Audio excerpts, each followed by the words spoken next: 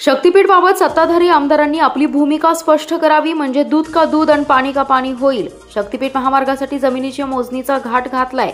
शेतकऱ्यांनी एकसंघ राहून मोजणीसाठी अधिकारी आल्यास एकमेकांच्या मदतीने मोजणी रोखा।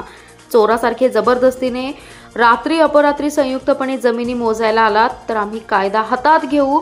जी वागणूक दरोडेखोरांना दिली जाते तीच वागणूक पोलिसांना दिल्याशिवाय सोडणार नाही। या चोरांचा बंदोबस्त करायचा आहे, त्याशिवाय शक्तीपीठ महामार्ग रद्द होणार नाही, असा इशारा माजी खासदार राजू शेट्टी यांच्यासह खासदार विशाल पाटील, आमदार जयंत पाटील, सतीश पाटील यांनी संयुक्तपणे दिलाय।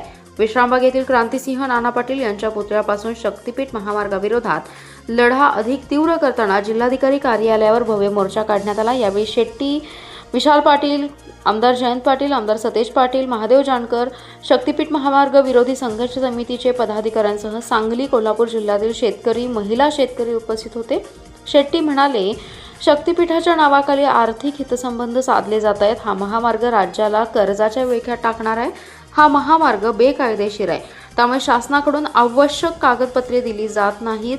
शक्तीपीठामुळे शेतीचं नुकसान होऊन ऊस उत्पादक घटेल आणि साखर कारखान्यांवरही त्याचा परिणाम होईल। शक्तीपीठाच्या बाजूने कोण आणि विरोधात कोण हे आता स्पष्ट करावं, असं आव्हान दिले।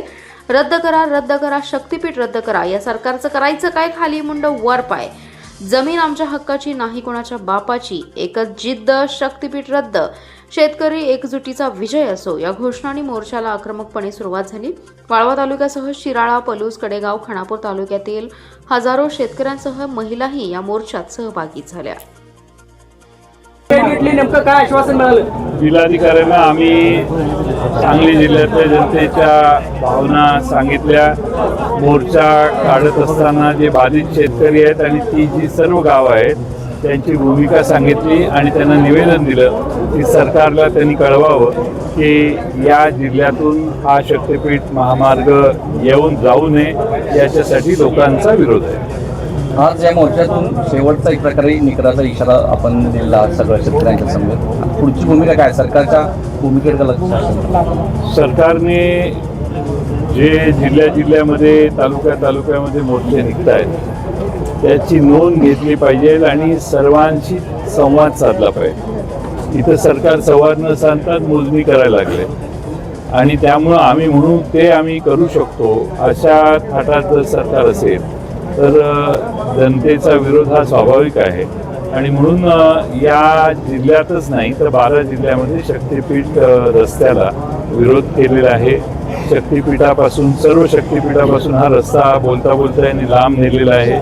पंढरपूर त्यात येत नाही, तुळजाभवानीचं मंदिर येत नाही आणि त्यामुळं पूर्ण शक्तीपीठाचं नाव आहे पण शक्तीपीठ विरोधातला जो प्रचंड मोठा मोर्चा निघाला त्या मोर्चेकरांच्या भावना आम्ही जिल्हाधिकाऱ्यांना शासनाकडे कळवायला सांगितलं, कारण शासन आमच्यावर काही चर्चा करत नाही। गेली 2 वर्ष आम्ही आंदोलन करतोय, पण शेतकऱ्यांच्या भावना काय आहेत हे समजावून घेण्यामध्ये मुख्यमंत्र्यांनी कधीही स्वारस्य दाखवलेलं नाही आहे। त्यामुळे आमच्या भावना काय आहे सांगली जिल्ह्यातल्या शेतकऱ्यांच्या, या भावना जिल्हाधिकाऱ्यांच्या मार्फत आम्ही शासनाला कळवल्या आहेत। त्याचबरोबर आम्ही जिल्हाधिकाऱ्यांना काही जाब विचारला।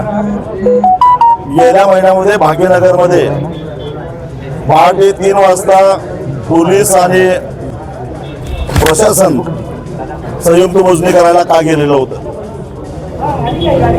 लोक साखर झोपेमध्ये असताना तुम्हाला रात्री अपरात्री चोरासारख्या शेतकऱ्यांच्या शेतामध्ये का जाता आणि तुम्हाला तो अधिकार कोणी दिला, याचा जाब आम्ही विचारला।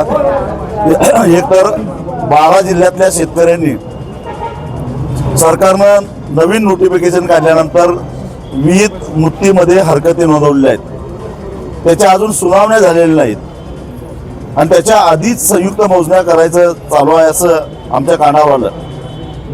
संयुक्त मोजणीचे नोटिसा कोल्हापूर आणि सोलापूर जिल्ह्यामध्ये लागले आहेत, अजून सांगली जिल्ह्यात नाही पण सोलापूर आणि कोल्हापूर जिल्ह्यामध्ये लागलेले आहेत। पण हरकती न घेता कशा काय संयुक्त मोजण्या? आणि माझी अशी माहिती आहे की 25 तारखेनंतर सांगली जिल्ह्यामध्ये सुद्धा संयुक्त मोजणीचा घाट घातलेला आहे।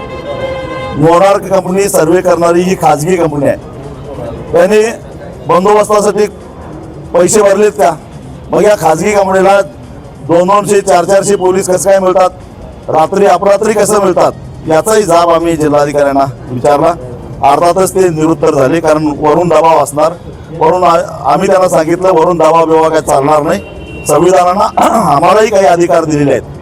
त्या अधिकारानुसार रात्री अपरात्री जर कोण आमच्या शेतामध्ये आलं तर दरोडेखोरांना जी ट्रीटमेंट देते ती पोलिसांना सुद्धा द्यायला आम्ही मागे पडणार नाही, असा कडक इशारा आम्ही त्यांना दिलेला आहे.